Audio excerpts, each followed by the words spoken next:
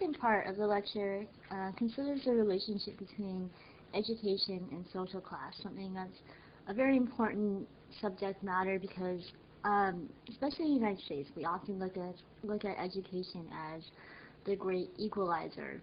That if everybody receives, free education or public education, that we all end up on the same level playing field. However, this isn't true, and we can probably come up with reasons as to why education remains to be unequal across the board, and while some people get ahead, some people are left behind. There's one particular study that points to one of the structural reasons for why that may be. So this is a study on tracking in high school. And I don't know what your educational background has been like, but a lot of schools divide up students along different tracks. So there'll be a track for those who are college bound and those who are not college bound. Maybe there are more remedial classes, and then you also have advanced or honors tracks as well. So how do these tracks sort of lead in or perpetuate forms of inequality? This is what the study is about. And it tends to have a conflict perspective on education, and you can look at your book on education in terms of what the conflict perspective is. But basically in this study it stresses domination, oppression, and conflict as a central organizing explanation of social life. So it problematizes the ideal of equal opportunity as a myth, that education tend to reproduce the existing social structure and thereby perpetuating economic and ethnic inequities from one generation to the next vis-a-vis tracking. So instead of underlying this sort of equal opportunity ideal in the United States, it actually reproduces unequal social structures.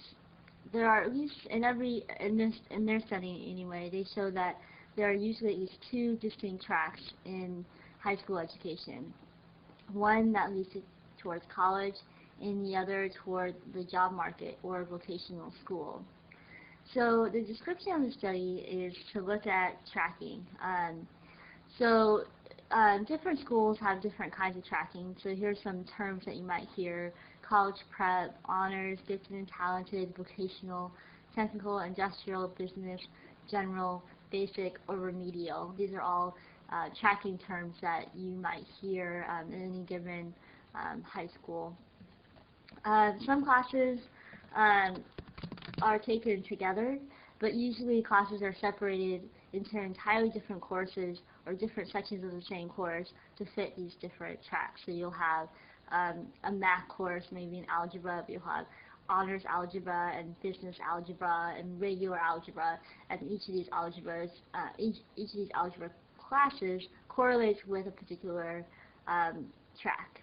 The rationale behind tracking was that they felt like it was more practical to have college-bound students who are academically more able and learn more rapidly should not be deterred by their progress with slower non-college-bound students, and that college-bound students needed certain courses for college prep, which non-college-bound students didn't need. So they felt that certain students that weren't college-bound maybe were slower, less bright, should not be expected to progress as fast or learn as much as college-bound students. Meaning that why don't we separate them so that we could, spend more time with the students that need more, more of our attention to really learn the material as well as they need, and then the students that didn't need that, we could advance them more quickly. So this is sort of the rationale behind why tracking emerged as a major structure in a lot of high schools in the United States. The results were very interesting. So college-bound students were encouraged to improve their performance, and non-college-bound students were actually discouraged from living up to their potential or from showing an interest in academic values. In other words, there was a positive relationship for college-bound students and a very negative response on behalf of non-college-bound students. Non-college-bound students tend to come from low-income and minority group families, and they tend to perpetuate then stereotypes of students from lower social strata such as low achievement, lack of interest, delinquency, and rebellion. The difference in tracks is very interesting, sort of socioeconomic background of tracks. 71% of whites and 38% of blacks were assigned to the college prep courses. 83% of white-collar homes and 48% of blue-collar homes were assigned to college prep courses. And 7% of those who were assigned to college prep courses were eventually moved down, while 7% of those assigned to non-college prep courses were eventually moved up. So you can kind of flip those percentages around, meaning that 29% of whites and 62% of blacks were assigned to non-college prep courses, 17% of white-collar homes and 52% of blue-collar homes were assigned to non-college prep courses. So you can see that there are some major racial and class-based differences between the classes. To move on, 37% of college prep courses graduate in the top quarter of their class. 2% of non-college prep courses, 2% of non-college prep students graduate in the top quarter of their class. So you can see it makes a difference. Even if the classes were easier, it didn't mean that they necessarily graduated at the top of their class. 50% of non-college prep students graduate in the lowest quarter. 12% of college prep students graduate in the lowest quarter. Again, those who were assigned to college prep courses tend to do so much better that non-college prep students then fell to the wayside and ended up doing much poorer in relationship to their college prep students. The GPA gap widened from freshman year to senior year.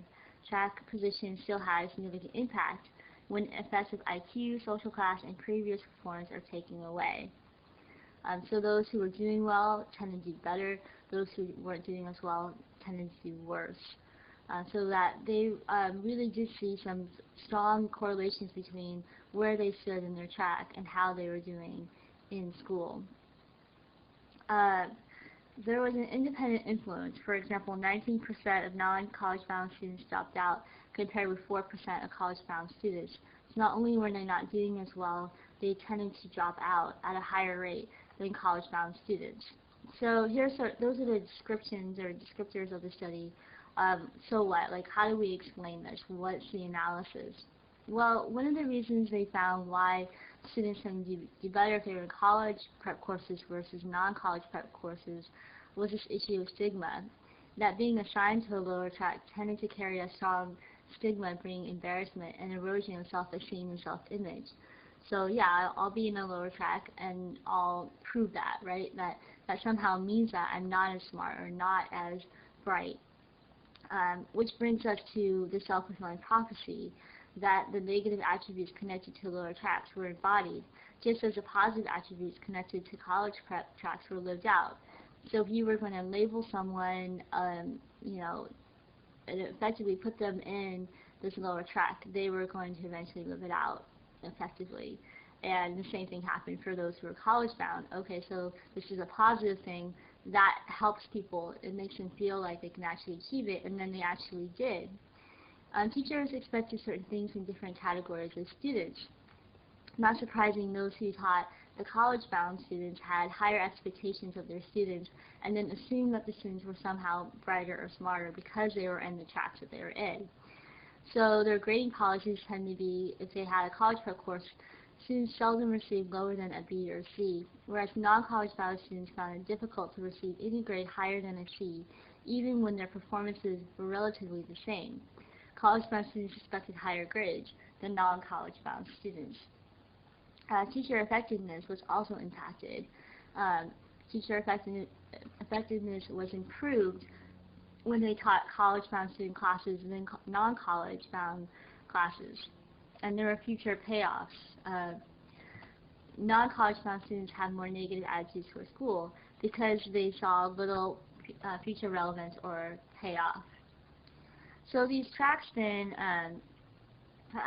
became a matter of conformity and deviance, that people had there was a relationship between self-exclusion and an intentional or unintentional exclusion by other students and teachers that mutually caused frustration and hostility in schools, creating not only the sort of educational tracks but then cliques that went along the same social categories.